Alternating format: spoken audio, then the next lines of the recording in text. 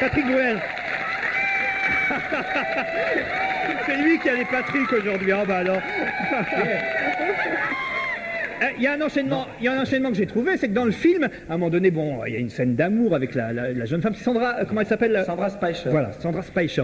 Et elle vous dit, il faut mettre un préservatif, parce que bon, c'est moral comme film quand même. Hein. Ça n'a pas été commandé par le ministère de la Santé, mais c'était Zidi voulait absolument qu'il y ait ça dans le film. Mais, alors tout le monde pense que c'est moi qui ai dû intriguer pour ça, et pas du tout, mais bon, je suis content que ça...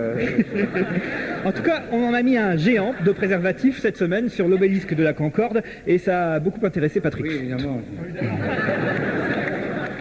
C'est inespéré, tu parles. Mesdames, Messieurs, lorsque Napoléon Ier revint de la campagne d'Égypte, avec dans ses bagages l'obélisque de la Concorde, eut-il le pressentiment qu'un jour, ce morceau de l'art antique deviendrait une tringle à capote? Non. Excusez-le. L'eût-il pressenti, il aurait rapporté une pyramide. Et Benetton aurait été bien emmerdé pour lui enfiler le machin. Bref, la preuve est faite qu'on peut désormais compter sur Benetton pour reculer toujours davantage les limites de la connerie.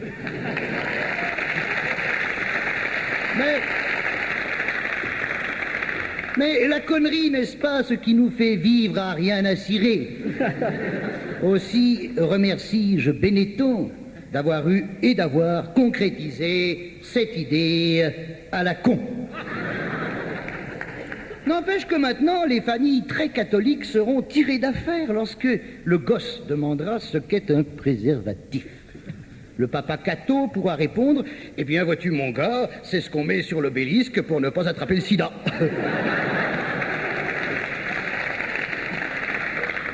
Il y a un risque tout de même, c'est que le gosse dise à son père « Père, je dois être anormal, car en faisant mes ablutions, j'ai regardé mes parties honteuses et il n'y avait pas d'hiéroglyphe. »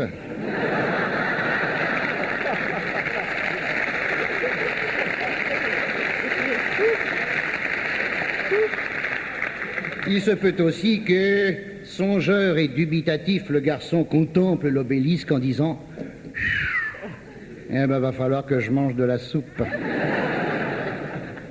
Le monde est fou, mesdames, messieurs, le monde est fou. Et Benetton ne va pas s'arrêter là. Attendons-nous à ce qu'il dispose un stérilet géant dans le tunnel sous la Manche.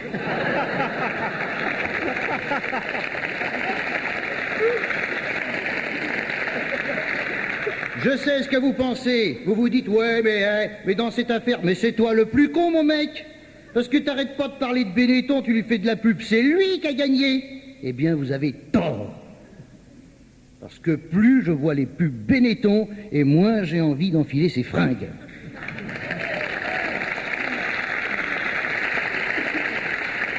Alors, vous allez me dire, ouais, mais toi, tu dis ça, mais les cons, ils achètent. Hein, les cons, ils achètent. Eh bien, voilà un beau slogan à proposer. Benetton habille les cons. Voilà. Hein? J'en vois se dessaper dans la salle. Comme les cons sont majoritaires dans tous les pays, il y a encore 2 beaux jours pour Benetton. Mais vous allez voir ce que vous allez me dire. Ouais, mais le con, il sait pas qu'il est con. Ce en quoi je vous répondrai, ça prouve bien qu'il est con. Je m'écarte du sujet. Oui. Ouais, mais tout de même, me dira-t-on, Benetton lutte à sa manière contre le sida. Et mon pu, c'est du coulet. Moi, j'aurais du mal à acheter des frusques dont le fabricant assoit sa renommée sur le dos des morts. Ouais.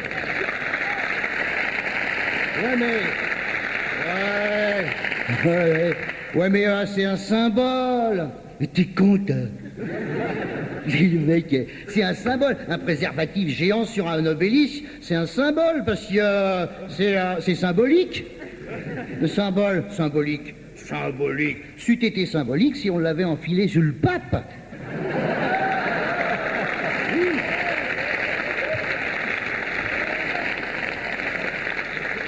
Il y avait longtemps. Je rigole parce que je vois l'image. Imaginez le pape dans un préservatif transparent. Vous le tenez à bout de bras, vous le mettez à l'envers, vous le remettez à l'endroit et il neige.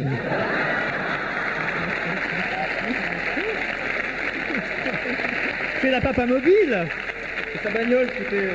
Voilà, Patrick a raison, c'est sa bagnole. Ouais, c'est ça. Les flocons symbolisent les spermatozoïdes. Vous mettez le tout sur la fenêtre à température hivernale, ça gèle, et au bout de 2 heures, notre sainteté se retrouve avec sur la tête une calotte glaciaire.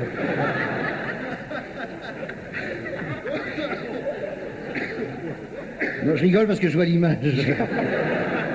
Moi, ce que j'ai, pour terminer, ce que j'ai le plus apprécié dans tout ça, c'est le personnel qui a disposé la capote sur le monument. Comment ont-ils annoncé ça aux ouvriers? Voilà les mecs, vous allez... c'est pour l'obélisque, c'est du tissu, c'est rose fuchsia. C'est pour l'obélisque, je ne sais pas comment ils ont présenté ça. Mais je peux vous dire qu'ils ont été très sympas, ces ouvriers, vraiment. Parce que ce préservatif de 22 mètres de haut et de 5 mètres de diamètre, eh ben, ils me l'ont rendu. Qu'est-ce que vous en pensez, vous, Patrick Bruel, de cette affaire? Non mais au risque de paraître complètement largué, c'est vrai? Oui, c'est vrai. Vous n'avez pas vu ça, place Non, de la Capote cette semaine? Il y a une place de la capote? Non, place de la Concorde. Paris se protège. Quoi. Johnny a vu ça aussi, hein, Johnny? Oui, rebonjour, c'est Johnny. Si on a mis un préservatif sur l'Obélix, c'est peut-être pour ça qu'il n'a jamais eu d'enfant avec Astérix.